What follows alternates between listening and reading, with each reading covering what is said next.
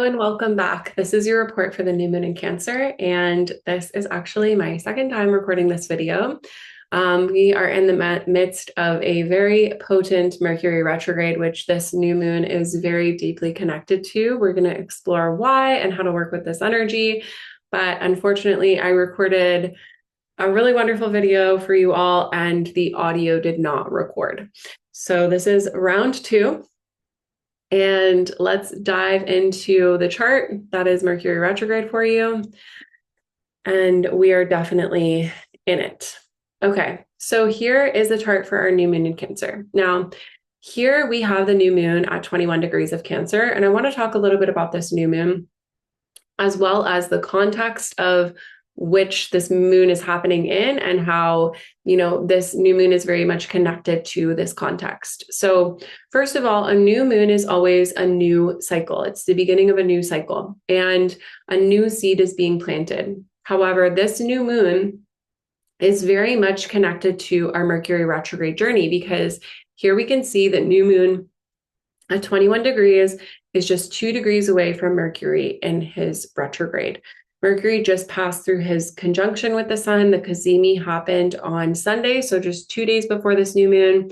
And we're going to talk about that connection.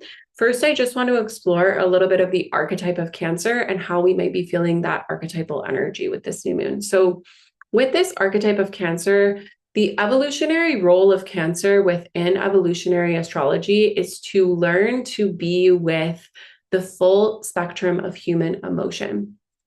This is what Cancer is here to learn, to master, and ultimately to create safety within the system, to be able to hold that full spectrum of the human experience and the emotional range and the emotional waves that we experience as human beings. So we are very much starting a new cycle around our ability to tend to and nurture ourselves within our emotional landscape. And this new moon is an opportunity to create a new beginning around our capacity emotionally. And to really, I think there's an opportunity here that's allowing us to expand our emotional capacity, our emotional breadth and depth, and to ultimately step into a space where we are elevating our ability to feel safe within our body, within our emotions, and to be able to hold a wider range of human experience, to be able to deepen that capacity, right? So one of the things that I like to share about Cancer and this archetype is that Cancer goes through this evolutionary process in which, when we think of Cancer, the crab, this is a crab that has this very hard exterior shell, but inside of the shell, the crab is this like mushy, gooey creature, right? And this is kind of like the Cancer experience, the archetype of Cancer.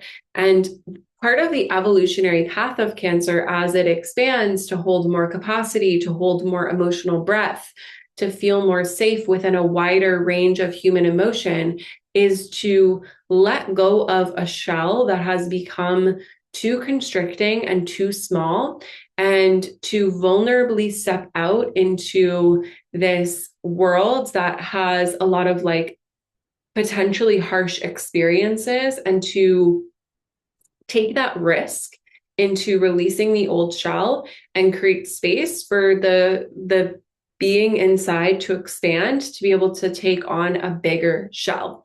And this is kind of like what we are going through in this retrograde, because a retrograde is a check-in point, and this particular retrograde is a very significant one. It's significant because Mercury is the ruler of the South Node.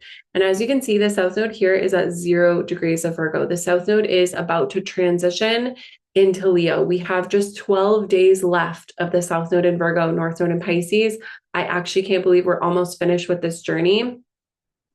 The nodes, if you haven't been following, spend 18 months in each sign. So we are at the very, very final moments of this South Node Virgo. And with Mercury being the ruler of the South Node, we are very much using this Mercury retrograde to clear past karmic imprints around the South Node. Mercury will go direct on July 23rd, and just 3 days later, the nodes will shift. And so this Mercury retrograde is the finishing touches of our South Node Virgo, North Node Pisces lessons. And retrogrades in general can bring up things from the past, can be an invitation for us to reflect, refine. Ultimately, I see them as a check-in point. So about every 3 to 4 months, we have a Mercury retrograde. And this is when, mostly in life, we're moving forward. We're moving forward, we're moving forward. And then every 3 to 4 months, we have this moment for 3 weeks where we pause. We look back, we reflect, we refine, we reorient ourselves to the direction that we're moving in. We make sure basically that we're going the right direction. We check the map. We check in with all these different experiences that are happening internally and externally.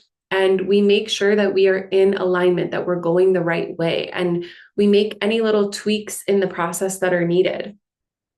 And then when Mercury goes direct, we keep moving forward for another 3-4 months, and then Mercury goes retrograde again. And so this is a process that is very cyclical.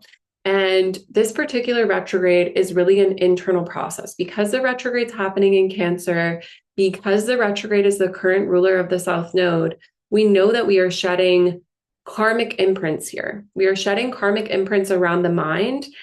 And these have to do with the ways that we believe we are keeping ourselves safe in order to protect ourselves. This is very Cancer energy, right? Emotional protection, that shell energy.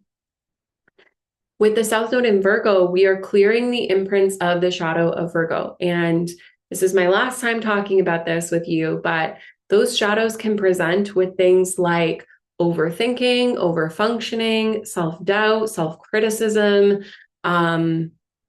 just being really hard on ourselves, perfectionism, micromanaging, like attachment to detail. And all of these behavioral characteristics of shadow Virgo are really rooting down into a deeper wound that is based on trying to control the external reality so that we can feel safe. And this very much connects to our Mercury retrograde in Cancer, because Mercury in the retrograde in Cancer is very much around our sense of emotional safety. So this retrograde is an invitation for us to reflect on the ways we have created a shell around us to create a sense of emotional safety and perhaps an illusion of safety.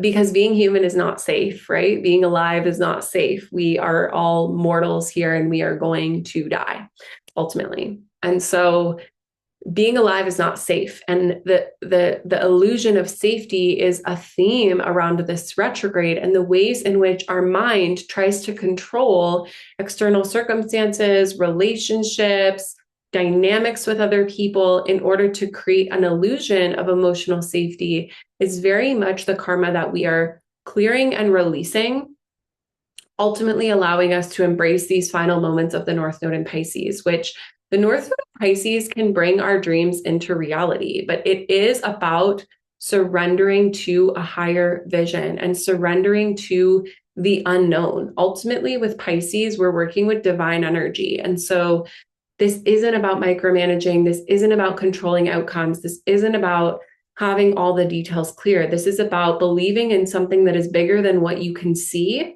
and what your mind can actually have evidence to believe, and trusting in that higher intelligence that is ultimately guiding you in life and putting you in the right direction, and letting go of some of this protective patterning that's coming up. So this new moon is a new intention and a new cycle that we are seeding around the ways in which we tend to ourselves and the ways in which we provide containment for our emotional spectrum, the ways in which we support ourselves to feel nurtured and ultimately safe within ourselves so that we can be vulnerable and shed that shell and step into a more expansive experience of our lives that is rooted in trust and surrender in something bigger. And this is all the fears and all the mental stories around that protective shell are going to be coming up during this retrograde. So the retrograde itself is not a moment to have full clarity or answers to any of the questions that are presenting themselves. And this is some confusion that I think often comes up around retrogrades. The retrograde is a moment to live into the question itself. We don't have all the answers right now, and we're not meant to. So the questions that are showing up for you, the things that you're pondering, the things you're reconsidering, the things that are asking you to bring refinement to around your heart space, around your emotional vulnerability, around the way you allow yourself to take risks and be vulnerable in life and trust in a higher intelligence and trust in the divine path of your life. Like, these are all up for consideration right now. And there's an internal process that's happening around those. And this new moon is bringing in a new cycle that's going to allow us to start to live into that broader capacity for our emotional spectrum and broader capacity for ultimately risk at the end of the day. Because, the water signs rule emotions and relationships and connection. And so there is this ultimate process with Cancer when we understand that safety that we are seeking for our emotional well-being can't be sourced externally from controlling our external reality or our relationships or codependency, which is a shadow of Cancer. When we create that internal containment for our emotional spectrum, we broaden our capacity to be with the full spectrum of life itself and risk. And so that's a big, big, big theme of this new moon. This new moon is pulling focus to the retrograde. And because the Cazimi just happened a couple of days ago, there's some kind of illumination that's taking place. The sun illuminates the retrograde planet. And so there is some kind of clarity or revelation that has likely taken place over the last couple of days that is feeding into this new cycle and the new intention that you're setting, even if you don't have all the answers yet. Right now, it's about holding that intention for broadening your capacity to be with life, to be with risk, to be with the emotional waves that we experience through life, and to create containment and safety within yourself for that. So I want to talk a little bit about what else is happening in the chart and some more context of this astrological moment. So another really major transit that we have that is building right now is this Jupiter opposition to Pluto. And Jupiter just entered Leo. We love this for him. He's happy in Leo. Was a little waterlogged and a little emo in Cancer. He was there for a year. He's now moved into Leo. Jupiter is excited to be in Leo. Jupiter is like, let's shine, let's share our light with the world, let's have more fun, let's lighten up, let's enjoy summer and let's enjoy life. And however, he first has to pass through this intense opposition to Pluto. So Jupiter opposite Pluto is the energy of intense transformation, big transformation, because Jupiter expands whatever it touches, and Pluto is the lord of the underworld. Pluto is big transformation. Now, let's talk a little bit about the archetypes here of Leo and Aquarius, this axis that this is happening on. We're going to be talking about this axis a lot very soon because the nodes are shifting into this axis, and I'm excited to talk to you about that for the next 18 months while we go through that nodal journey. If you're new here, the nodal journey is really the cornerstone of the chart from the perspective of evolutionary astrology. The South Node represents an area where we are clearing collective karma around the shadow of that archetype, and the North Node represents an area where we are growing and expanding into the highest expression of that archetype through challenge. So we're going to be talking about Leo and Aquarius a lot because the South Node's moving into Leo, North Node's moving into Aquarius. But for now, I just want to talk about it in the context of this opposition, which will be exact coming in on the weekend, but it's very tight here. We have 3 degrees, 4 degrees. It's very close. It's going to be coming into exact, and it's going to be exact for about a week. So let's talk about it.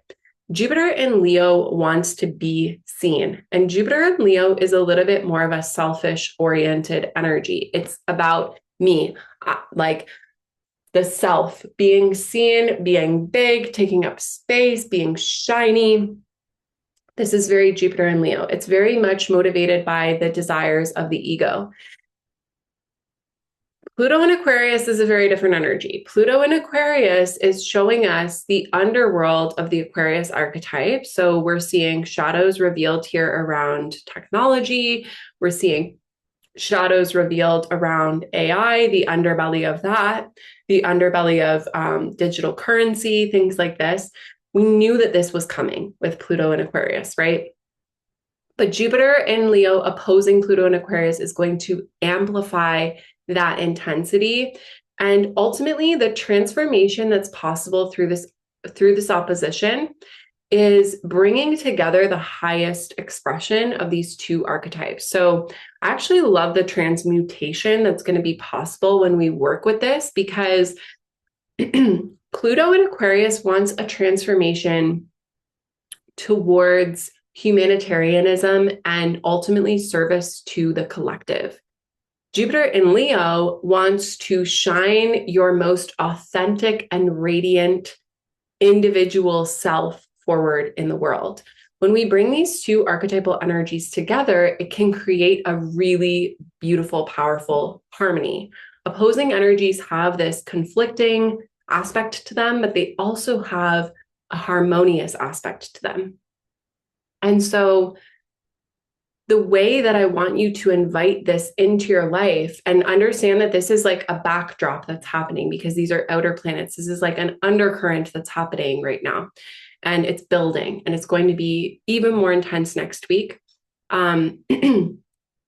is understanding how can you shine your most authentic, radiant energy and light through your body, through your heart, as your most unique individual self, and how can that be of service to the collective? How can that be serving a larger humanitarian or collective social value or social intention?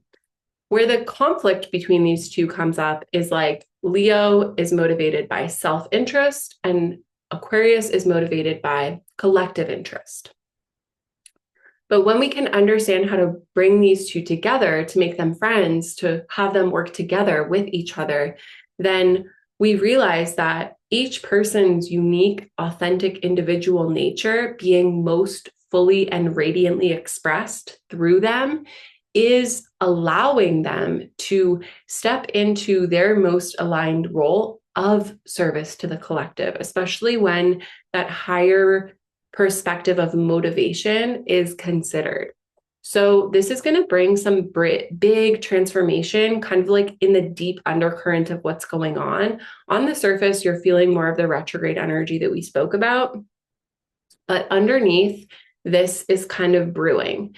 And I want to invite you into working with that, and especially because there's a square from Chiron. Chiron is in Taurus, squaring this opposition. It's not exact, but it is going to be part of the story. And the way I see this coming in is like Chiron in Taurus is about wounds around self-worth and your ability to provide for material needs for yourself and provide material stability for yourself. So this conflict between self-interest and collective interest, and maybe feeling like, for example, there's a shift taking place from being motivated from selfish desires or selfish, like a me orientation to a we orientation. But then the question coming in from Chiron is like, how will I support myself? How will I provide for myself? How will I make money doing this, right?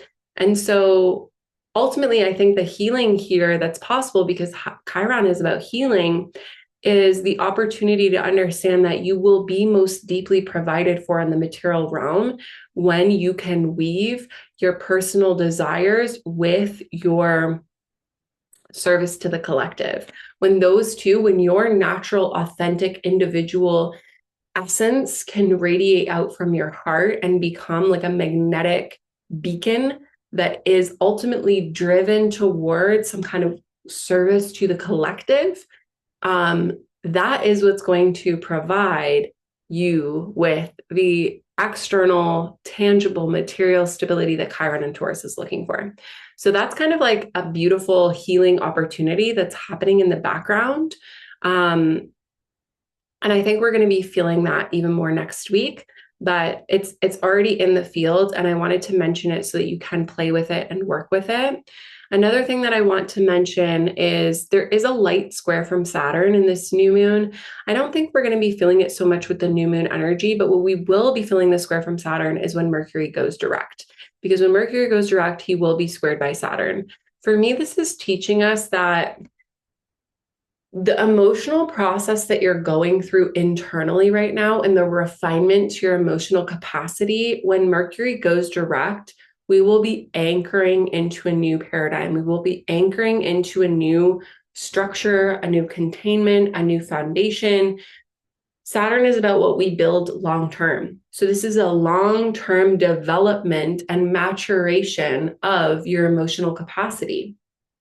And when Mercury goes direct, whatever you've been brewing on and working on and refining internally is going to kind of be anchored in to that moment. So that can feel like some pressure, but I think, again, if you work with this higher octave of Saturn, which is about maturity and responsibility and building something lasting, then we can work with, that containment that you're creating around emotional well-being as this lasting foundation that's going to hold you while you're building this new vision. Because we've been talking about this for a while.